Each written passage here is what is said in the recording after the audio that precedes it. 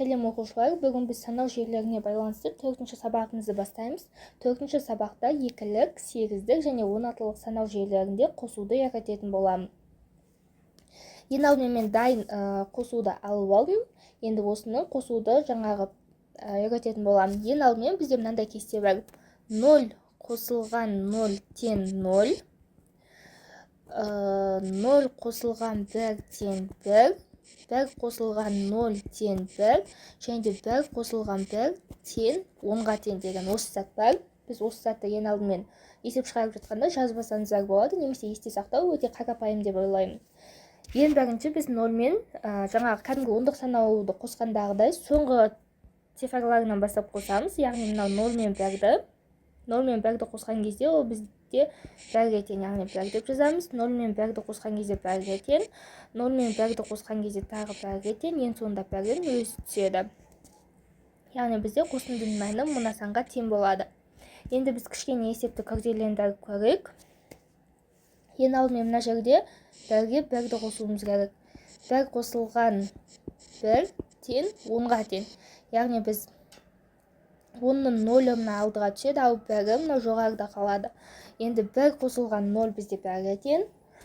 Оған тағы 0-ды қосқан кезде ол бізде 1-ге тең болады. Мұнда 0 мен 1-ді қосқан кезде 1-ге тең болады, ал мына жерде бізде 1-ге 1-ді қосқан кезде 10-ға тең болады. Нәтижесі былай шығады. Келесі бізде тағы да күрделендіріп алуға тырыстым. Енді 1-ді 1-ге қосқан кезде онда бізде 0 болады. 1 бізде жоғарыға түседі. 1 қосылған 1 қосылған 1, ол бізде жаңағы, екеуі бізде 10 ғой. 10-ға тағы 1-ді қосқан кезде бізде 11-ге тең болады.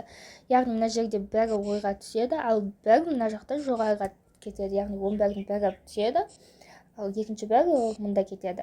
Енді 1-ге 1-ді қосқан кезде ол бізде 1 қосылған 1 тең 10, оның бізде 0-ы түседі, 1-і ойда қалады.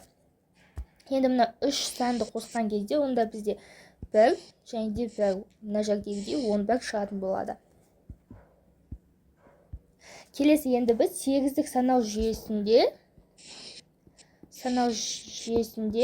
қосып көреміз. Ең алдымен бұл қарапайым түрі 2-ге 3-ті қосамыз 5, және де 2-ге 2-ні қосамыз 4. Бұл бізде 8 санау жүйесінде 45-ге тең болады. Келесі кішкене күрделендіріп алуға тырыстым. Бізде ондық санау жүйесіне 5-ке 5-ті қосқан кезде 10 болып кететін еді ғой. Ал бұл жерде 10-ды біз 8-дің көбейткішіне жіктейміз. 8 көбейтілген 1 қосылған 2. Бізде мына 2 мына жерге түседі, ал мына жердегі бізде 1 мұнда келеді. Енді біз 1 қосылған 2 қосылған 2, ол бізде 5-ге тең. Бізде келесі 8-дік санау жүйесіндегі сан, ең алдымен 5 пен 7-ні қосып аламыз. Ол бізде 12-ге тең. 12 бізде 8 көбейтілген 1 қосылған 4-ге тең. Мына жердегі 4 мұнда келеді, ал мына жердегі 1 ол мына жаққа барады. Енді 1 қосылған 1 қосылған 5, ол бізде 7-ге тең. Ал мына жерде бізде қосындының 1-ге 2-ні қоссақ 3-ге тең. Демек 374 деген сан шығады. Бұл бізде 16-лық санау жүйесіндегі сандарды қосу. Ең алдымен біз 5-ге 7-ні қосамыз. Ол бізде 12 болады. 12 бізде санау жүйесі бойынша 10 аға тең, 11 в-ға тең, 12 с-ға тең. Демек 12 бізде с-ға тең. С-ны жазамыз, және де 1-ге 1-ді қосамыз, ол бізде 2, жауабы 2 с-ға тең. Келесі бізде 1 в-ға 203-ті қосамыз. В бізде А 10-ға тең, ал В 11-ге тең.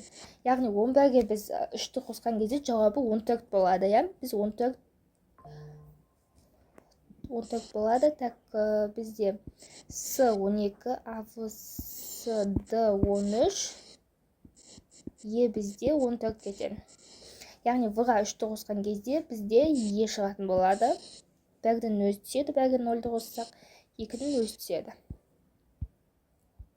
Келесі бізде тағы да күрделендіруге тырыстым. Бізде f 15-ке тең, ал a бізде 10-ға тең. Екеуін қосқан кезде 25. Жаңағы 8-дік санау жүйесіндегідей жіктеп аласыз.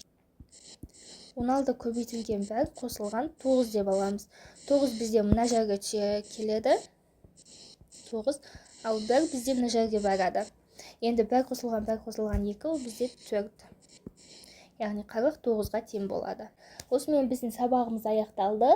Келесі сабақта кездескенше сау болыңыздар.